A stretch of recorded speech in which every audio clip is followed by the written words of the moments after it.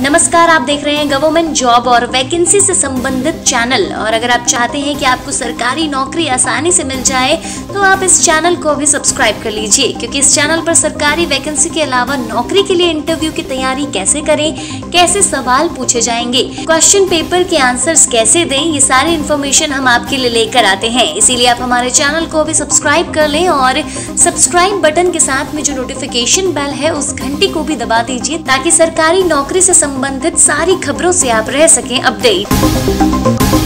जी हाँ, सबसे पहली वैकेंसी है NIHFW में।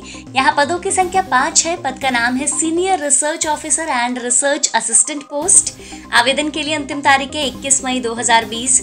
आवश्यक योग्यता है उम्मीदवार को पोस्ट ग्रेजुएट या ग्रेजुएट होना चाहिए। आवेदक की आयु 20 से 33 वर्ष होनी चाहिए। आवेदन करने के लिए आप www.nihfw.org पर जाकर अपना आवेदन कर सकते हैं।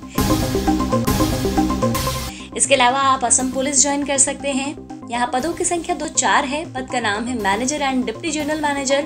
आवेदन के लिए अंतिम तारीख है 27 मई 2020। आवश्यक योग्यता है उम्मीदवार को ग्रेजुएट इन इलेक्ट्रिकल इंजीनियरिंग होना चाहिए। आवेदक की आयु 20 से 33 वर्ष होनी चाहिए। आवेदन करने के लिए योग्य उम्मीदवार www.asam.org पर जाकर अपना आवेदन कर सकते हैं। इसके अलावा आप डॉक्टर हेजवार आरोग्य संस्थान ज्वाइन कर सकते हैं।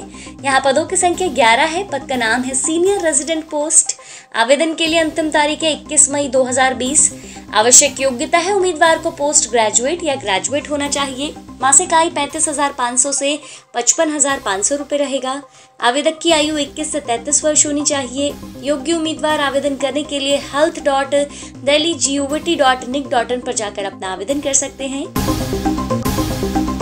जी हाँ, अगर आपको यह नौकरी पसंद नहीं है तो आप घबराइए मत, क्योंकि अगली वैकेंसी है UCIL में। यहाँ पदों की संख्या 129 है। पद का नाम है ग्रेजुएट ट्रेनी। आवेदन के लिए अंतिम तारीख है 22 जून 2020। आवश्यक योग्यता है उम्मीदवार को सेकेंडरी अदर क्वालिफिकेशंस या ग्रेजुएट होना चाहिए। आवेदक की आयु 21 से 28 वर्ष होनी चाहिए। आवेदन करने के लिए आप www.ucil.gov.in पर जाकर अपना आवेदन कर सकते हैं। इसके अलावा आप national highways authority of India भी ज्वाइन कर सकते हैं।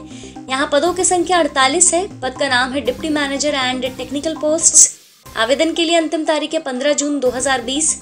आवश्यक योग्यता है उम्मीदवार को अदर क्वालिफिकेशंस होने चाहिए। आवेदक की आयु 21 से 30 वर्ष होनी चाहिए। आवेदन करने के लिए आप nhai.gov.in पर जाकर अपना आवेदन कर सकते हैं। इसके अलावा अगली बड़ी वैकेंसी है GIPMER में। यहाँ पदों की संख्या 137 है। पद का नाम है असिस्टेंट प्रोफेसर पोस्ट। आवेदन के लिए अंतिम तिथि है 12 जून 2020। आवश्यक योग्यता है उम्मीदवार को post graduate in medical education होना चाहिए। आवेदक की आयु 21 से 30 वर्ष होनी चाहिए। आवेदन करने के लिए आप www.gipmer.edu.in पर जाकर अपना आवेदन कर सकते हैं। जी हाँ, अगर आपको यह नौकरी भी पसंद नहीं आई है तो आप घबराइए मत, क्योंकि हम जो अगली वैकेंसी लेकर आए हैं वो है गुरु नानक देव यूनिवर्सिटी में। यहाँ पदों की संख्या 1 है। पद का नाम है मेडिकल ऑफिसर पोस्ट। आवेदन के लिए अंतिम तारीख है 29 मई 2020। आवश्यक योग्यता है उम्मीदवार को MBBS होना चाहिए।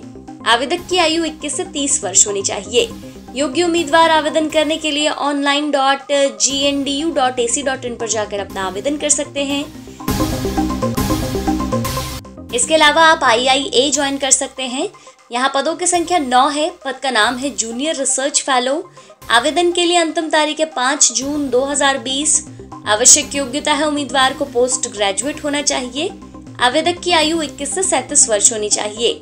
आवेदन करने के लिए आप www.iia.in पर जाकर अपना आवेदन कर सकते हैं। जी हाँ, इसके अलावा अगली वैकेंसी है संबलपुर DCCB में। यहाँ पदों की संख्या 30 है। पद का नाम है सपोर्ट स्टाफ पोस्ट। आवेदन के लिए अंतिम तारीख है 25 मई 2020।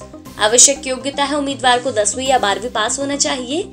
आवेदक की आयु 21 से 30 वर्ष होनी चाहिए। योग्य उम्मीदवार आवेदन करने के लिए www.dccb.in पर जाकर अपना आवेदन कर सकते हैं।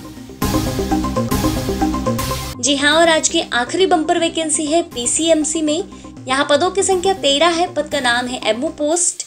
आवेदन के लिए अंतिम तारीख है 20 मई 2020। आवश्यक योग्यता है उम्मीदवार को ग्रेजुएट होना चाहिए।